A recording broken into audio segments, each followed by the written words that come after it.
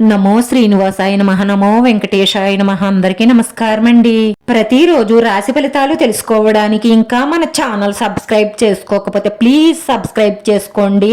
Like చేసి మీ పూర్తి support మన శ్రీనివాస ఛానల్ కి ఇవ్వండి. ఈ వారం రాశి ఫలితాలలో గోచార్య రీత్యా వృషభ రాశి వారు ఎటువంటి శుభాశుభ ఫలితాలను పొందుతారో తెలుసుకోవడానికి ఈ మన వీడియోని ఎక్కడా స్కిప్ చేయకుండా చివరి వరకు చూడండి. మీ తల్లిదండ్రులను ప్రేమగా చూసుకోండి. మీరు బాగుండాలి అని మీకంటే ఎక్కువగా కోరుకునేది వాళ్లే. పైకి మీరు బాగుపడాలి అని తిట్టినా గాని మనసు నిండా మీరే ఉంటారు. మీ మనసుని రొమాన్స్ ఆవరిస్తుంది. మీ భాగస్వామితో విలువైన సమయాన్ని గడుపుతారు. ఈ భాగస్వామితో బయటకు వెళ్ళినప్పుడు సవ్యంగా ప్రవర్తించండి, లేకపోతే లేనిపోని గొడవలు సమస్యలు వస్తాయి. జీవిత భాగస్వామిపై ఒత్తిడి పెరుగుతుంది. విద్యార్థులు కష్టపడి చదివి విజయాలను సాధిస్తారు. వృత్తి, ఉద్యోగ, వ్యాపారస్తులకు ఈ వారంలో మిశ్రమంగా ఉంటుంది.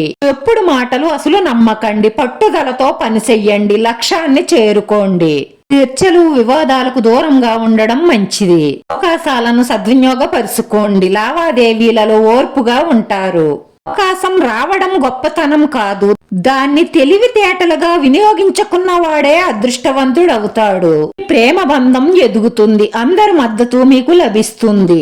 మేలు కోరే మీ ప్రేమైన వారి సలహాలపై ముందుకు సాగండి. అద్భుతమైన ఫలితాలుంటాయి. అవకాశం కోసం ఎదురు చూస్తారు. మీరు మీ ప్రేమైన వ్యక్తిని కలుస్తారు. దీర్ఘకాలిక ప్రయోజనాల కోసం పొదుపు చేసుకోవడం చాలా అవసరం. స్వచ్ఛమైన ప్రేమ గెలుస్తుంది. అక్రమ సంబంధాలకు ప్రేమ పేరు మాత్రం పెట్టకండి. అక్రమ సంబంధం అంటేనే అగాధంలోకి నెట్టేసేది అని అర్థం చేసుకోండి.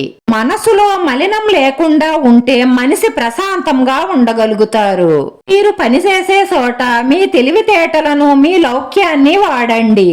మీకు మెరుగైన ఫలితాలుంటాయి. మీ కుటుంబ సభ్యులను కాస్త జాగ్రత్తగా చూసుకోండి. వారంలో ఒకరిని కలుస్తారు. వారి వల్ల మీకు ధనలాభం ఉంటుంది. తోబుట్టువుల నుండి సహాయ సహకారాలు అందుకుంటారు. మనసుకి, శరీరానికి తగినంత విశ్రాంతి ఇవ్వండి. ఆరోగ్యం మెరుగుపడుతుంది. ఈ వారంలో ఏదో ఒక విషయంలో ఒక స్త్రీతో పెద్ద గొడవ జరుగుతుంది.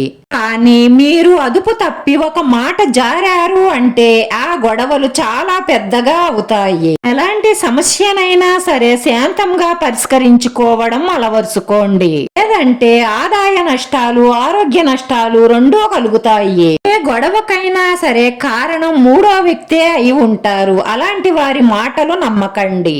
నిజమేదో అబద్ధమేదో తెలుసుకుని శాంతంగా మాట్లాడడం వల్ల గొడవలు జరగకుండా ఉంటాయి. ఈ రాశి వారి పరిహారంలో ఈ రోజు చెయ్యవలసింది నల్ల ఉప్పుని 2 చేతులతోనూ గుప్పెడ నుండా తీసుకుని గుప్పెడను గట్టిగా బిగించండి.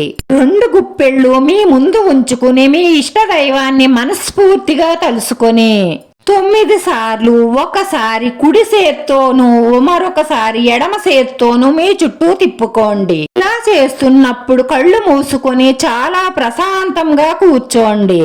మీ నుంచి నెగిటివ్ ఎనర్జీ అంతా బయటకు పోతున్నట్టు ఊహించుకోండి.